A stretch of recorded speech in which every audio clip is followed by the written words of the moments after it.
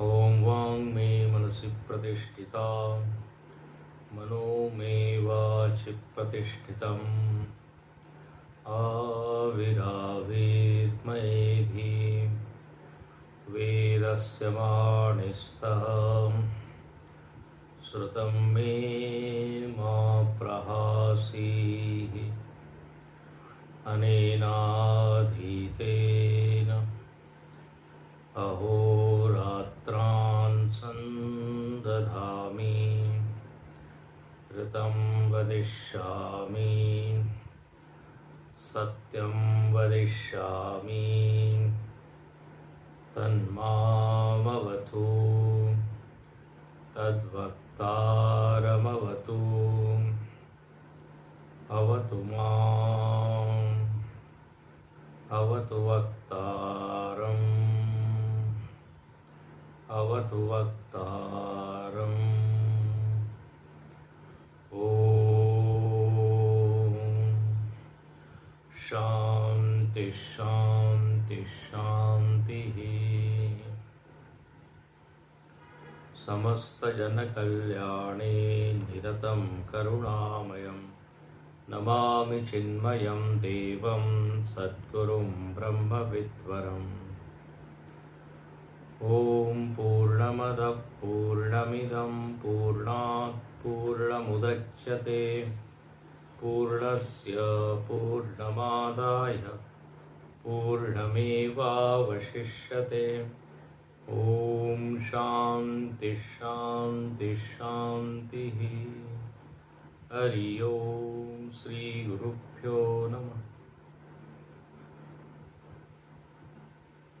अंधं तमः प्रविशन्ति ये असम्भूतिमुपासते ततो भूय इव ते तमः यौ सम्भुत्यागं रताः। श्रुति माता उपासना का प्रकरण विस्तार से यहाँ हमको समझाती है और कहती है कि उपासनाओं में अनेक प्रकार है।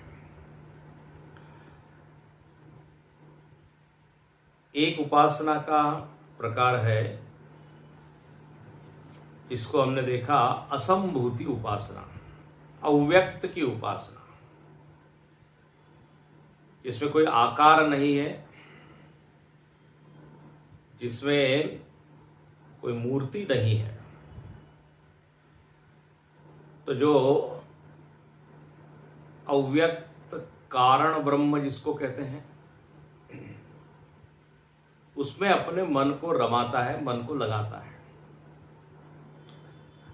दूसरी जो उपासना है उस उपासना को कहते हैं संभूति उपासना। उसको आप कार्य ब्रह्म की उपासना बोलिए, हिरण्यगर्भ की उपासना बोलिए। उपासनाओं के बहुत प्रकार हैं। इस व्यक्त ब्रह्म में भी उपासनाओं के अलग अलग प्रकार हैं। जैसे देवोपासना, अलग अलग देवता की उपासना करना।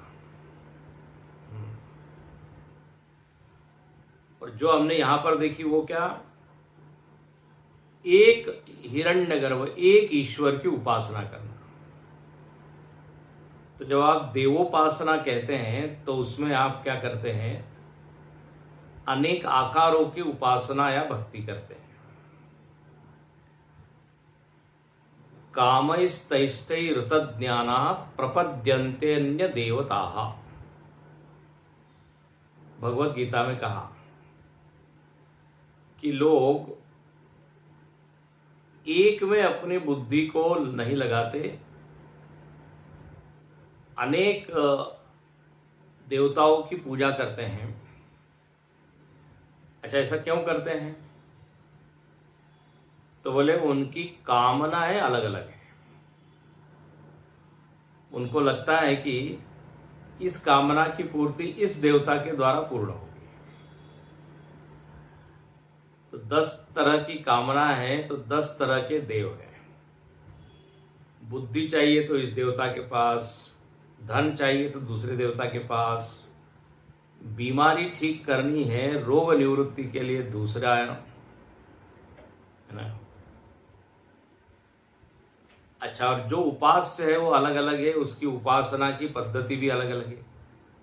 किसी को ये फूल पसंद है तो फिर वो फूल चढ़ाते हैं, किसी को वो नैवेद्य चढ़ाना है तो ये नैवेद्य, शनि महाराज को प्रसन्न करना है तो तेल चढ़ाइए, काला वस्त्र,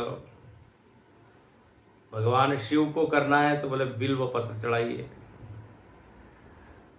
तो उनकी बुद्धि ऐसी विभाजित है, बटी हुई है। ये समाज में प्राय सामान्य व्यक्ति की उपासना ऐसी ही चलती है। दुख की निवृत्ति के लिए अलग क्या, धन की प्राप्ति के लिए अलग क्या। श्रीमद् भागवत में तो एक सूची दी हुई है कि आपको अच्छा पति चाहिए तो इसकी उपासना करो, पत्नी चाहिए तो इसकी उपासना करो, सौंदर्य चाहिए तो इनकी उपासना करो, संतान चाहिए तो इनकी उपासना करो, ऐश्वर्य चाहिए, पद चाहिए तो बोले इस देवता की उपासना करो। ऐसी एक पूरी सूची दी है। एक व्यक्ति ने कहा कि ये तो हमको सारी चीजें चाहिए, एक एक नहीं, जितनी चीजें दी हुई सब चाहिए। अच्छा स्वास्थ्य चाहिए तो बोले धन्वंतरी की उपासना। तो ये व्यक्त ब्रह्म में ही इतने भेद हमने कर दिए। इसमें क्या हो गया, अभिमानी एक नहीं रहा। यहां पर जिस देवता की जिस उपासना को बताया उसमें क्या है, बोले पूरे ब्रह्मांड का एक स्वामी है, हाँ, उसकी उपासना वो कर रहा है। उसको यहां शब्द दिया है हिरण्यगर्भ। ये उपासना देवोपासना से ज्यादा प्रशस्तर है, श्रेष्ठ है, क्योंकि इसमें आपने उस चेतन को डिवाइड नहीं किया, विभाजित नहीं किया। एक चैतन्य है जो सारे ब्रह्मांड को संचालित कर रहा है, एक ईश्वर। इसलिए अपने यहाँ पे एक ईश्वरवाद है और अनेक देववाद है, क्योंकि अनेक इच्छाएं हैं। भगवान कहते हैं कि ठीक है, आपको लगता है इस रूप की उपासना से ये इच्छा होगी तो मैं उस रूप में आकर आपकी इच्छा पूरी करता हूं। मजेदार बात है, वो एक ही ईश्वर सारे देवताओं के माध्यम से उनकी इच्छाएं पूर्ण करता है, लेकिन लोगों को लगता है इस देवता ने ये इच्छा पूर्ति की, उस देवता ने वो इच्छा पूर्ति। तो उपासना के भी अलग अलग रंग हैं समाज में। तो यहां पर कहा कि एक सगुण निराकार ईश्वर है, उसको आप हिरण्यगर्भ कहिए, सूत्रात्मा कहिए, या अपना पहचाना जाना पहचाना भगवान, उसी को आप राम कहिए, उसी को कृष्ण कहिए, उसी को देवी कहिए, उसी को हनुमान जी कहिए, जो भी आपका इष्ट हो। तो कृष्ण भक्त है उसको सर्वम कृष्णमयम, जो विष्णु भक्त है सर्वम विष्णुमयम जगत। तो उपासना करनी है, उपास्य के नाम आपको जो देना चाहे वो कीजिए। ये उपासना एक बड़ी मधुर साधना है। और कल हमने देखा कि उपासना करना है मतलब क्या करना। श्रुति तो कहती है उपासते उपासते, लेकिन उस उपासना का स्वरूप क्या है? संबुद्ध्याम रताहा, तो रमते हैं, मन को उस पर लगाते हैं, मतलब क्या करते हैं? अच्छा चलो एक और बात पहले बता दें, जो ये हिरण्यगर्भ है वही अंतर्यामी परमात्मा है, चलो ये भी एक नाम है। वही अंतर्यामी बहिर्यामी बन जाता है, वही हिरण्यगर्भ आकार ले लेता है, तो उसी को अवतार बोल देते हैं। देखिए बात ये है कि एक ही है, उसके नाम अलग अलग है, उसका व्यक्तित्व आपको अलग अलग दिखाई दे सकता है, लेकिन है वो एक ही तत्व। उस ईश्वर के 1000 टुकड़े कर दिए तो अनेक देवता हो गए। वो ईश्वर अंदर बैठकर सबका संचालन कर रहा है, तो उसी का नाम हो गया अंतर्यामी। वही जब कभी कभी अवतार लेता है तो उसी का नाम हो गया राम, कृष्ण, वामन, वराह, परशुराम इत्यादि। ध्यान से देखना, जो राम जी चरित्र बाहर आकर करते हैं, वही राम जी अंदर बैठ के भी वही चरित्र करते हैं। ध्यान से इसको जरा समझिएगा। रामचरित हम कहते हैं, रामचरितमानस। तो जब उनका अवतार नहीं हुआ है तो वो चरित्र कहाँ कर रहा है, कहाँ बैठा है? तो अंदर बैठा है। जैसे राम जी को उच्छृंखलता पसंद नहीं है, उद्दंडता पसंद नहीं है, उसको तुरंत दंड देते हैं, ऐसे ही अंतर्यामी परमात्मा की भी ओर यदि आप ध्यान दें तो उसको भी उद्दंडता पसंद नहीं है, उसको विनम्रता ही पसंद है। अपना रोष अंदर से वो प्रकट करता है। जैसे बाहर राम जी को धर्म प्रिय है, अंतर्यामी को भी धर्म प्रिय है। आप देखिए अपने भीतर, जब कुछ धार्मिक कार्य या अच्छा कार्य करते हैं तो भीतर वाला खुश होता है कि नहीं? राम जी को ईमानदारी पसंद है, बेईमानी पसंद नहीं है। अंतस्थ प्रभु भी बिल्कुल वही पसंद करते हैं। जब हम बेईमानी करते हैं तो हमारा मन बोझिल हो जाता है, भारी हो जाता है। यह अंतस्थ प्रभु की क्या है, एक तरह से नाराजगी है। जो भक्त है, जो बड़ा संवेदनशील है, उसको तो ये भीतर वाले का स्वभाव दिखता है, उसका मूड उसको दिखता है, उसकी पसंदगी नापसंदगी दिखती है। राम जी जो है वानरों की खूब प्रशंसा करते हैं, स्तुति करते हैं, बोले बहुत सेवा की तुमने, तुम्हारे कारण ही मैं ये रावण पर विजय प्राप्त कर पाया। अंतस्थ प्रभु बड़ा प्रसन्न होता है जब हम कोई सेवा करते हैं, कुछ निष्काम निस्वार्थ भाव से यदि कुछ करते हैं तो उस दिन बड़ा मूड अच्छा रहता है, बोले वाह। तो ये इंडिकेशन है कि अंतर्यामी को ये काम अच्छा लगा। देखिए बहुत सुंदर बात है। तो जो अंतर है, अंतरंग बैठा हुआ है, वो बाहिर है, और बाहर मतलब केवल आकार में नहीं है, फिर सर्व जगह है।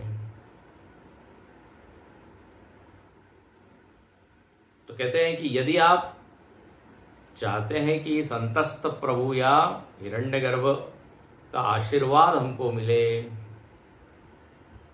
तो बोले क्या करें? तो बोले उनसे प्रेम करें, उनकी शरण में रहें, उनसे अपने आप को जोड़े। अच्छा, भगवान को मांग करते, बोले आपको यदि बढ़िया चाहिए फल तो आओ आओ, आवाहन करते हैं, शरणम व्रज, शरण लो। मैं तुमको दावे के साथ कहता हूं कि तुम्हारे पाप या नकारात्मक वृत्तियां शांत होगी, क्षीण होगी। अब जब भगवान इतना कॉन्फिडेंस से आपको बुला रहे हैं तो क्यों नहीं जाए। सर्वधर्मान परित्यज्य, तो ये उपासना है, जहाँ भगवान के अनुकूल संकल्प करना, भगवान के मन से अपने मन को मिला देना। अनुकूल संकल्प मतलब ये, जैसे बच्चा जो है पिताजी के इच्छा के अनुसार यदि कर रहा है तो पिताजी का वात्सल्य, पिताजी का प्रेम, पिताजी उसको और अधिक चाहेंगे मदद करना। लेकिन लड़का कुछ बात सुनता ही नहीं, उसका मन एकदम अलग, तो बोले इसके मन में जो एक आशीर्वाद का जो झरना है, जो फूट पड़ सकता था, वो रुक जाता है। जो प्रेम का एक प्रवाह उसके ऊपर बरस सकता था, वो प्रेम की नदी या प्रवाह क्या हो जाता है, अवरुद्ध हो जाता है जब विरुद्ध काम करते हैं। तो भगवान तो अंतस्थ बैठ के तैयार है देने के लिए। एक ही शर्त है कि भगवान के जैसा अपने को भी सोचना पड़ेगा। कल हमने बताया इसको संकल्प करना अनुकूल, प्रतिकूल जो है उससे अपना मुंह मोड़ लेना।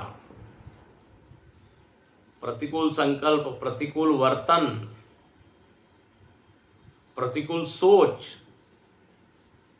प्रतिकूल भावना, उसका त्याग, यही भगवान को खुश करेगा। नहीं तो जिसने दिया उसके विरुद्ध ही यदि आप सोच रहे हो, जिसने सब कुछ दिया, तो इसको हिंदी में कह देते हैं जिस थाली में खा रहे हो उसी में आप छेद कर रहे हो। जिसने थाली दी, जिसने अन्न दिया, आप उसी का अपमान कर रहे हो, उसी के विरुद्ध बोल रहे हो। तो प्रातिकूलस्य वर्जनम, ये सब भक्ति के सूत्र है, रहस्य है। तीसरा कहा कि रक्षिष्यति इति विश्वास, आश्रय बुद्धि होना। कल ये शब्द हमने दिया था कि दुनिया में देखिए अनेक आश्रय मौजूद हैं, उपस्थित है। धन का आश्रय है, पद का आश्रय है, मित्र है, संबंधी है, अनेक जगह हमारी आश्रय बुद्धि टिकी हुई है। बोले ये काम नहीं आएगा तो ये आएगा, ये नहीं तो ये, प्लान ए बी सी बना के रखते हैं। लेकिन भक्त के जीवन में पहले हमने कहा था ये कोई बी प्लान नहीं है। अन्याश्रयाणाम त्यागो अनन्यता, अन्य आश्रयों को जो त्याग दे, बोले रक्षा करेंगे तो भगवान। इसे जब भी कुछ संकट इत्यादि आता है तो वो भगवान को ही पुकारता है। तो रक्षिष्यति विश्वास है, उसको रक्षिष्यति इति विश्वास। चौथी बात उपासना में बताई, ये रामानुजाचार्य जी के संप्रदाय में ये श्लोक प्रसिद्ध है, कल हमने संकेत किया था। बड़े भक्त थे वो, तो उन्होंने चौथी बात कही कि गोप्तृत्वे वर्णम तथा, वर्ण करता है जो उपासक है वो भगवान का ही। वर्ण करना मतलब चुन लेना। हजार ऑप्शंस उसके सामने हैं, लेकिन वो चुनता किसको है, भगवान। जैसे देखिए कोई दुख या समस्या आ जाती है तो आप फोन किसको लगाते हो, जिसके साथ हमारा पहले से नाता है, गहरा संबंध है। हमको लगता है कि ये हमको हमारी रक्षा करेगा, और किसी के तरफ हमारी वृत्ति जाती नहीं, सीधे अपने जो निकटतम जो व्यक्ति उसी को हम फोन लगाते हैं। तो ये भक्त को सबसे निकटतम यदि कोई लगता है तो भगवान ही लगता है। पाहिमाम त्राहिमाम, भगवान का ही वर्ण करता है। तो गोप्तृत्वे वर्णम, गोप्तृत्व गुप्त का अर्थ होता है रक्षण करना। यदि कोई समस्या आती है तो वो भगवान का ही वर्ण करता है, ये भाव है। और आत्मनिक्षेप, पांचवी बात उपासना में बताई, आत्म निक्षेप। निक्षेप का मतलब होता है फेंक देना। क्षिप धातु का अर्थ है फेंकना। उसी से प्रक्षेपास्त्र शब्द बनता है ना, प्रक्षेपास्त्र, मिसाइल। मिसाइल को भी फेंकते हैं। तो बोले जो भगवान के चरणों में अपने आप को झोंक दे, समर्पित कर दे, भगवान मैं आपकी शरण में आया हूं। भगवान रमण महर्षि जब उन्होंने घर का त्याग किया, रेलवे का किराया नहीं था, तो कान की बाली जो होती है सोने की, वो उन्होंने बेची और थोड़ा किराया जुटाया और वो तिरुवन्नमलई पहुंचे। तिरुवन्नमलई तमिलनाडु। जो पैसा बचा हुआ था वो उन्होंने कुंड में डाल दिया। बोले अब हो गया, जहां तक पहुंचना था पहुंच गया मैं, अब इस धन की कोई जरूरत नहीं। और सीधे अरुणाचल की शरण में चले गए। बोले बस मैं अब आपके पास आ गया, मुझको मेरा लक्ष्य मिल गया। बचपन से उनको अरुणाचल शब्द से बड़ा एक खिंचाव होता था, आकर्षण होता था। इसको क्या कहते हैं? आत्मनिक्षेप। सब कुछ छोड़ के भगवान के चरण में समर्पित हो जाना। जिसे हमने कल उदाहरण दिया था सुग्रीव का, विभीषण का। हाँ, विभीषण ने छोड़ा, कहते हैं जाके प्रियन राम वैदेही तजिय ताहि कोटि बैरी सम यद्यपि परम स्नेही। ये भक्त का भाव है। बोले जिसको भगवान प्रिय नहीं उसको हम 2 कौड़ी का मानते, उसको छोड़ देते हैं। उदाहरण वहां ये विभीषण का दिया। विभीषण ने भाई को छोड़ा, प्रहलाद जी ने पिता को छोड़ा। तेजो पिता प्रहलाद विभीषण बंधु भरत मह तारी। भरत जी ने कैकेयी को छोड़ दिया, माता को।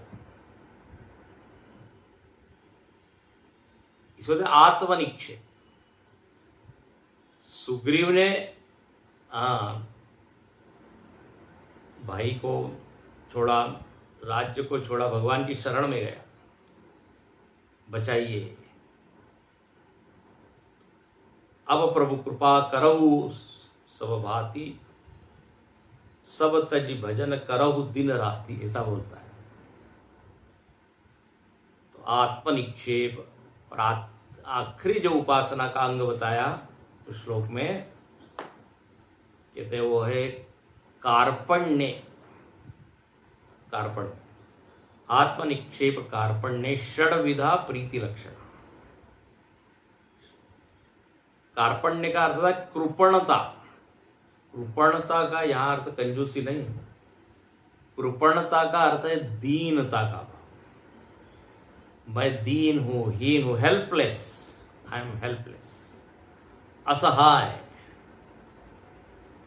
जैसे एक शिशु असहाय अनुभव करता है, उसके लिए माता ही एक मां, एकमेव शरण। इसने अब अभिमान को तो पहले ही छोड़ दिया है, तो इसका अभिमान तो है ही नहीं कि मेरे पास इतना है उतना है। अपने में किसी बल का अनुभव वो नहीं करता। बोले मेरा बल तो राम जी का ही है, निर्बल के बलराम। बहुत सुंदर। तो ये उपासना कर रहा है कोई, ये उपासना की पद्धति, उपासना का की साधना। भक्ति मतलब केवल नाचना नहीं। लोग जो है ढोल के ताल पे नाचते हैं, भाव से नहीं नाचते, ताल नचाता है। हमारे गुरुजी बड़ा मजाक, ताल बंद कर दो तो भक्ति उक्ति गायब हो जाएगी। सब लोग कोई चैतन्य महाप्रभु थोड़ी है। चैतन्य महाप्रभु के नाम से उछल कूद कर रहे हैं। तो भक्ति में केवल उछलना कूदना नहीं हो सकता है। वो जो भक्त हो वो नृत्य करे। गुरुजी ने एक पद लिखा है, राम नाम कीर्तन करे भक्त जना, नृत्य करे भगवान। भगवान भी नृत्य करते हैं ऐसे भक्तों के साथ। लेकिन जरूर नहीं कि जो नृत्य कर रहा है वो भक्त ही। कैमरे के लिए नृत्य कर रहे हैं लोग, फेसबुक पे डालने के लिए नृत्य कर रहे हैं। तो उपासक का ये लक्षण नहीं बताया कि जो रो रहा है वो उपासक है, नाच रहा है वो उपासक है। ये हो सकता है लेकिन यही मुख्य लक्षण नहीं है। मुख्य लक्षण तो ये बताए जो 6 लक्षण, आनुकूलस्य संकल्प, प्रातिकूलस्य वर्जनम, रक्षिष्यति इति विश्वास, गोप्तृत्वे वर्णम तथा आत्मनिक्षेप कार्पण्ये षड्विधा शरणागति। ये तो ऐसी उपासना अब आप अंतर्यामी की कीजिए, बहिर्यामी की कीजिए, व्यापक एक परमात्मा है, पूरे ब्रह्मांड का स्वामी, ये मानकर कीजिए। अलग अलग ढंग से लोग करते हैं। तो ये उपासना पद्धतियां बता दी। तो ये संबुद्ध त्यागम रता, जो इस तरह से अब उपासना के, ये तो हमने एक श्लोक बताया उपासना का। उपासना की और भी बहुत क्या साधनाएं हैं। भजन कीर्तन करना ये उपासना है, नवदा भक्ति उपासना है, ये सब प्रकार विस्तार है। उपासना एक बहुत बड़ा शास्त्र है। भक्ति के बारे में विस्तार से यदि समझना है तो नारद भक्ति सूत्र पढ़िए। तो 84 सूत्र उसमें नारद जी कहते हैं, स्वयं नारद जी इतने बड़े भक्त है, उपासक है, तो उनके मुख से जो निकले हैं सूत्र बहुत ही मीठे हैं। तो उपासना के प्रकार, उपासना का फल इत्यादि सब कुछ बताया। तो यहां पर इस तरह हम लोगों ने ये उपासना देखी। तो कार्य ब्रह्म की उपासना, जिसमें आप व्यक्त की उपासना करते हैं, एक मेरा परमात्मा सद्दूर व्याप्त है, ये भाव रखकर। और दूसरी उपासना बताई असंभूति की उपासना, जहां पे आप अव्यक्त और प्रकृति की उपासना करते हैं। हो गया। अब अगले मंत्र में बताते हैं कि ये दोनों उपासनाएं हैं, इनके फल अलग अलग हैं। और फिर श्रुति का यही मत है, यही इच्छा है कि आप दोनों को कीजिए। केवल शांत मत बैठिए, मतलब बैठिए लेकिन उतना ही मत कीजिए। आप आंख खोल के भी उस भगवान को देखिए, उसकी सेवा कीजिए, उससे प्रेम कीजिए। पत्रम पुष्पम फलम थोड़ा कुछ चढ़ाइए। प्रकृति को जब आप देखें, नेचर को, तो उसमें अपने इष्ट को, अपने प्रिय को, अपने भोले बाबा को, अपने कृष्ण को देखें। भाव ये बनाए कि वही या सूर्य चंद्र है। तो ये दोनों होना चाहिए, कार्य और कारण, व्यक्त अव्यक्त, ये श्रुति का आग्रह, क्योंकि दोनों का फल अलग अलग है। इट मीन्स कि एक करने से काम चल जाएगा ये नहीं। हाँ, ध्यान से सुनना। यदि ये मान्यता हमने बना ली है कि एक प्रकार की साधना से हो जाएगा, तो बोले पूरी संपूर्णता की यदि प्राप्ति चाहिए आपको, वैदिक वांग्मय में आप देखेंगे हमेशा संपूर्ण साधनाओं की चर्चा है, एक की नहीं बात की है। तो ध्यानाभ्यास भी खूब कीजिए, लेकिन साथ में फिर भक्ति भी कीजिए। क्यों बोले, तो आप एक फल से वंचित रह जाएंगे, एक फल आपको नहीं मिलेगा। ध्यान से सुनना, जितनी साधना है ना, उन साधनाओं का अलग अलग परिणाम होता है, सबका एक ही परिणाम नहीं होता। जैसे प्राणायाम से जो परिणाम मिलेगा, वो जो है आप समाज की सेवा कर रहे हो उससे नहीं मिलेगा। उधर रिप्लेस, यू कांट रिप्लेस। बोले प्राणायाम कर लिया तो उससे समाज सेवा का भी फल मिल जाएगा, ऐसा नहीं होगा। योगासन से एक विशिष्ट फल मिलेगा, पूजा करेंगे उसका, उसके बाद चित्त में जो एक वातावरण बनता है वो अलग ही फल मिलता है, अलग ही फल है वो विचार करने के बाद अलग फल मिलेगा। भाई यदि आपको आम चाहिए तो आप आम का पेड़ लगाइए, जामुन चाहिए तो जामुन लगाइए, अमरूद चाहिए तो अमरूद लगाइए। ऐसा थोड़ी होगा कि एक बीज लगाएंगे और उससे सारे फल मिल जाएंगे, तब तो कितना बढ़िया बात होती। अनेक पेड़ों की जरूरत ही नहीं होती। तो इसलिए अन्यत अन्यत फल है। और अब ज्यादा आपको फल चाहिए तो बोले दोनों करो, दोनों का फल मिलेगा। इसलिए आइए सुनिए पहले 13वां मंत्र। अन्य देवाहु संभवात अन्यदाहुरसंभवात इति शुश्रुमधीराणाम ये नस्तद्विचचक्षिरे। अन्य देवाहु संभवात अन्यदाहुरसंभवात इति शुश्रुमधीराणाम ये नस्तद्विचचक्षिरे। कहते हैं अन्यत एव आहु। आहु मतलब कहा जाता है, कहा गया है। क्या कहा गया है? बोले संभवात अन्यत एव। संभवात मतलब संभूति की उपासना से, पंचमी विभक्ति संभवात। संभूति की जो यदि कोई उपासना कर रहा है, व्यक्त की, कार्य ब्रह्म की, तो क्या होगा? तो बोले अन्य फल मिलेगा। और फिर दूसरा क्या लिखते हैं? अन्यद आहु असंभवात। वो अ दिख नहीं रहा है संधि के कारण, वहां लिख रहा है र संभवात। जब आप उसको तोड़ेंगे तो अन्यद आहु असंभवात, वो विसर्ग का ही र हो जाता है। तो असंभवात मतलब असंभूति की उपासना। असंभूति की उपासना का अन्य फल है। तो अन्य अन्य फल बताए गए हैं।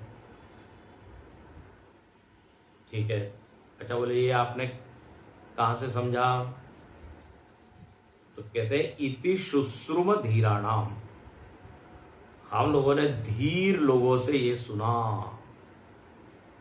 धीराणाम, धीराणाम करो, धीमंता नाम, जो बुद्धिमान लोग हैं। धीर शब्द की हमने विस्तार से चर्चा पिछले मंत्र में की है।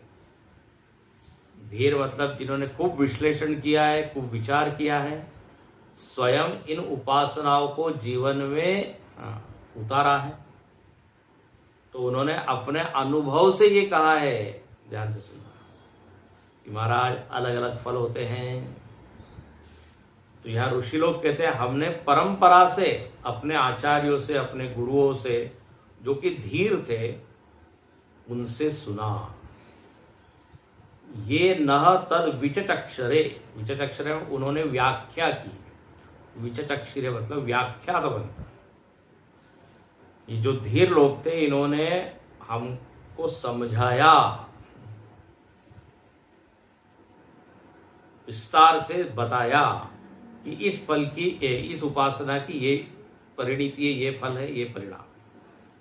इसलिए डोंट मिस, एक करो एक मत करो, ऐसा ना करो। ये दोनों स्वतंत्र फल देने वाले हैं। तो इसलिए दोनों में महत्व बुद्धि। अब देखिए समाज में यही हो जाता है, कोई ध्यानाभ्यास कर रहा है, बोले ये पूजा वूजा, फूल चढ़ाना, फल चढ़ाना, ये सब बेकार है। भजन कीर्तन बेकार है, उसमें वो रस बुद्धि नहीं है, रस है ही नहीं। कोई जो है वो उपासना में तो बड़ा कुशल है, बड़ा आनंद लेता है, लेकिन आंख बंद करके कभी एकांत में ध्यान नहीं करता, मन को शांत नहीं करता, निरुपद्रव। बोले नहीं, हमको तो भगवान की स्मृति में ही ज्यादा आनंद है। श्रुति कहती है ठीक है, लेकिन आप तो फिर उसका आनंद नहीं मिलेगा, एक का ही आनंद मिलेगा। दोनों का आनंद चाहिए तो दोनों की। तो अन्य, यहां इस मंत्र में केवल अन्य अन्य फल बताया। अच्छा आप ये तो बताइए कि क्या फल है? तो लिखा है अन्यत, बट व्हाट इज दैट अन्यत? संभूति से क्या फल मिलेगा जो कि असंभूति के फल से अलग है, और असंभूति से क्या फल मिलेगा उसकी उपासना करने से जो कि संभूति से नहीं मिलेगा? उसका भी तो संकेत कीजिए। तो यहां अब भाष्य में देखिए, भाष्यकार इसको खोलते हैं, कहते हैं अधुना उभयोः उपासनयोः समुच्चय कारणम। बोले अब यहां पर अधुना मतलब अब, उभयो मतलब दोनों, उपासनयो दोनों उपासना के समुच्चय में श्रुति की रुचि होने के कारण अवयव फल भेदम आह, दोनों के अलग अलग फल है ये श्रुति कहती है। समुच्चय करोगे तो दोनों का फल मिलेगा। यदि दोनों में कोई क्या कहते हैं निष्फल होती है उपासना है, तो आप दोनों को मिलाने पर भी कुछ नहीं मिलेगा। इसलिए श्रुति पहले कह देती है कि अवयव फलम, दोनों का अलग अलग फल है। तो सुनिए क्या है फल। तो देखिए श्रुति में आता है अन्यत एव आहु, इसके ऊपर भाष्य लिखते हैं अन्यत एव, इसके आगे लिखा हुआ है पृथक एव। तो अन्यत का अर्थ क्या किया? पृथक, अलग। श्रुति का शब्द लीजिए और उसके आगे जो लिखा हुआ है वो भाष्यकार का शब्द है, वो भाष्य है। तो अन्य देव पे लिख दिया पृथक एव आहु। आहु मतलब कहा गया है, कैसे अलग अलग फल बताए, फलम अन्यद आहु पृथक एव आहु फलम संभवात। संभवात का अर्थ क्या किया? संभवात श्रुति का शब्द है, ध्यान से देखिए, अन्यद आहु संभवात। तो संभवात के ऊपर भाष्य लिखते हैं संभूतेहे कार्य ब्रह्म उपासनात्, ये हो गया। संभवात मतलब संभूति की उपासना से, और संभूति मतलब क्या? तो फिर याद कराते हैं कार्य ब्रह्म।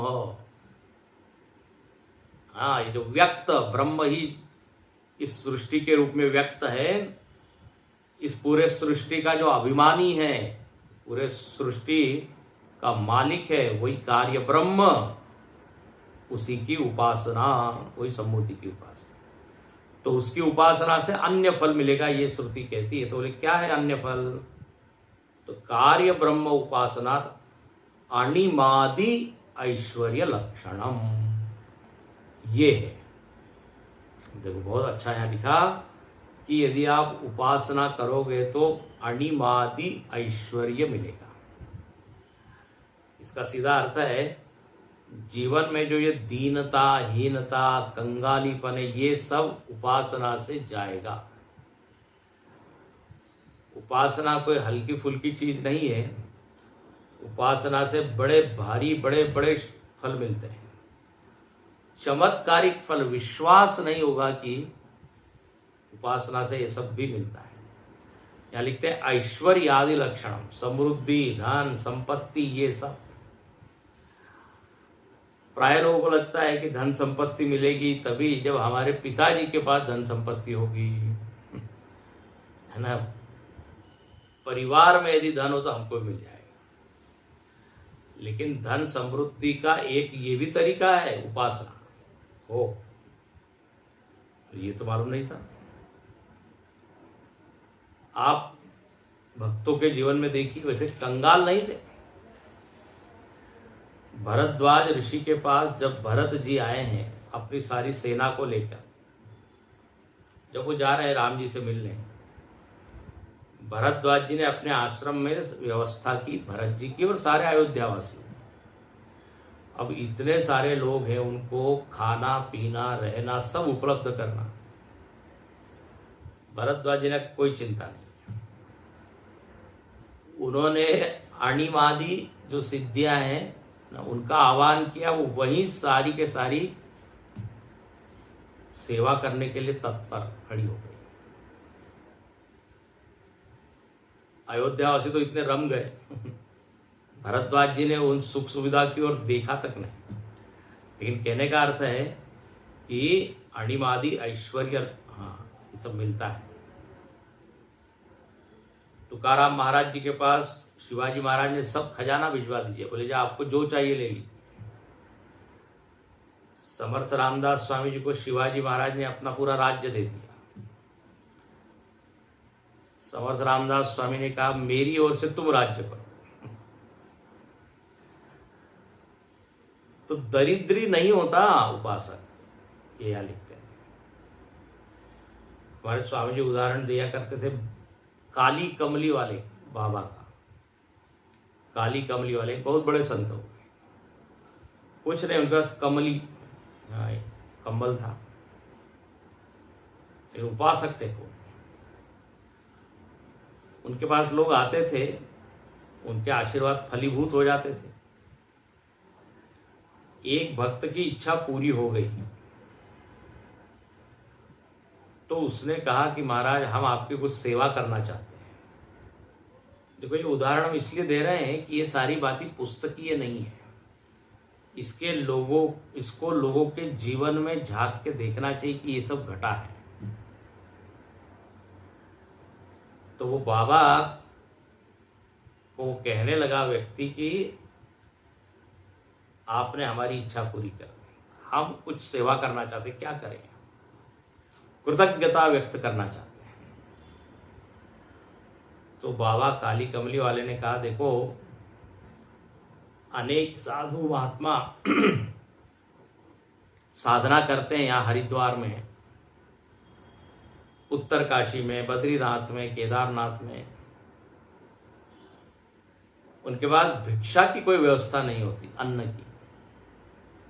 यदि अन्न की ही चिंता होगी तो फिर उपासना कैसे होगी, ध्यान भजन कैसे होगा। तो बोले कुछ अन्न क्षेत्र तुम खोलो।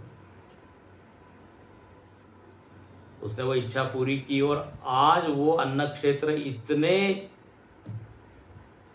लोगों की, हाँ, ये जो मदद कर रहे हैं हरिद्वार, ऋषिकेश, उत्तरकाशी, पूज्य गुरुदेव भी वो काली कमली वास जैसे ही भिक्षा मांग के तपोवन जी महाराज को देते थे। आज भी अन्न क्षेत्र वहां खुले हुए। तो देखो इतना ऐश्वर्य उस महात्मा के एक वाक्य से। ऐसे अनेक महात्मा है, अनेक उपासक है, उनको ये सब मिला है। हालांकि उनको उसका कोई उससे सुख चाहिए या नहीं है, लेकिन कहने का अर्थ है दरिद्रता नहीं है उनकी, दीनता हीनता नहीं है, निश्चिंत है, निर्भय है। बोले जब जरूरत पड़ेगी भगवान हमको दे देगा। इसी को कहते हैं अणिमादि ऐश्वर्य। और अणिमादि मतलब कल हम देखेंगे सिद्धियां, अष्ट सिद्धि।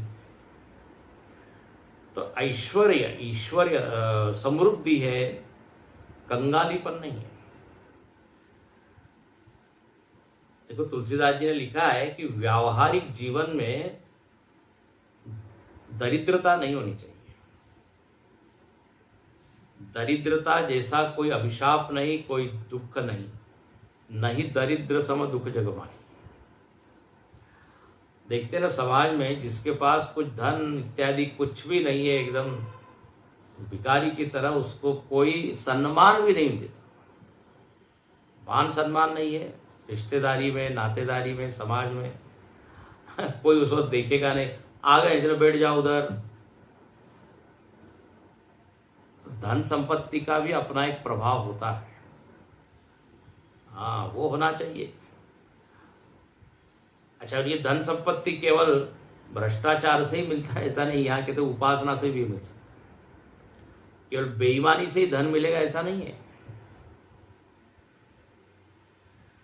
समर्थ रामदास स्वामी जी भी कहते हैं मराठी में कि प्रपंची पाहिजे सुवर्ण, परमार्थी पंचीकरण।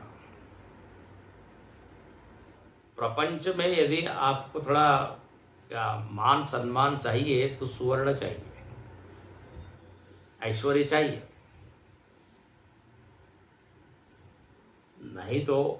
अच्छा, यदि कोई उपासना की कमाई करें तो देखो अपने आप भगवान उसकी व्यवस्था कर देते हैं। हम गुरुदेव के जीवन में देखते थे कहाँ कहाँ से लोग क्या क्या ला के देते थे। बड़ी बड़ी गाड़ियां हैं, बड़े बड़े सब, हाँ, सुख सुविधाएं जो बड़े लोग इसका उपभोग करते हैं वो एक फकीर को मिल रहा है। ये कैसे क्या हो गया? उसने तो कोई इंडस्ट्री लगाई नहीं, फैक्ट्री लगाई नहीं, लेकिन उसको वो आनंद मिल रहा है जो उन लोगों को मिल रहा है। लोग ला ला के दे रहे। तपोवन जी महाराज के पास बड़े बड़े लोग आते थे, कोई रानी आ रही, कोई राजा आ रहे हैं, महाराज आ रहे हैं। ये भी फल होता है। उपासना का मतलब ये नहीं कि केवल कंगाल होकर बैठे। तो ऐश्वर्य आदि लक्षण कल देखेंगे इसको। और यहां लिखते हैं कि संभूति की उपासना तो हुआ, उसका फल हुआ अणिमादि ऐश्वर्य लक्षणम व्याख्यातवंत इत्यर्थ।